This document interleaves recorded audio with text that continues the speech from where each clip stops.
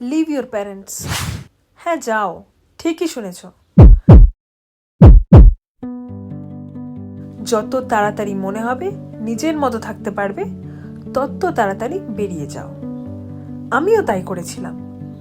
তখন মনে হতো বাবা মা না বড্ড ঝামেলা করে, কোথায় যাচ্ছিস, কখন ফিরবি, খেয়েছিস, উফ, মনে হতো একটুও ফ্রিডম নেই।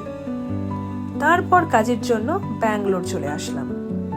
ফ্রিডম পেলাম, নিজের ইনকাম, নিজের ডিসিশন সবই পেলাম।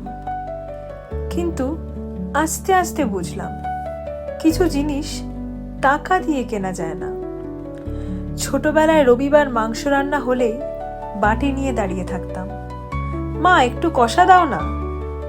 আর ইলিশ তো আমার ফেভারিট, সিজন এলেই না চাইতেই বাবা ইলিশ নিয়ে চলে আসতো। কত যে ইলিশ খেয়েছি তখন, হিসেব নেই।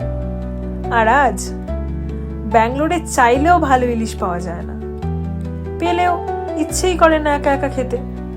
তখন বুঝলাম প্রবলেমটা কিন্তু ইলিশ না, প্রবলেমটা হলো ওই মানুষগুলোর সাথে একসাথে বসে খাওয়া। আগে বাবা মা অপেক্ষা করতো আমি কখন বাড়ি ফিরবো, আজ আমি অপেক্ষা করি ওরা কখন ব্যাঙ্গালোরে আমার কাছে আসবে। তাই বলছিলাম বাবা মাকে ছেড়ে চলে যাও, কারণ কিছু লেসেন্স দূরে না গেলে বোঝাই যায় না। শুধু একটাই রিকোয়েস্ট, রিয়েলাইজেশনটা হতে যেন খুব দেরি না হয়ে যায়।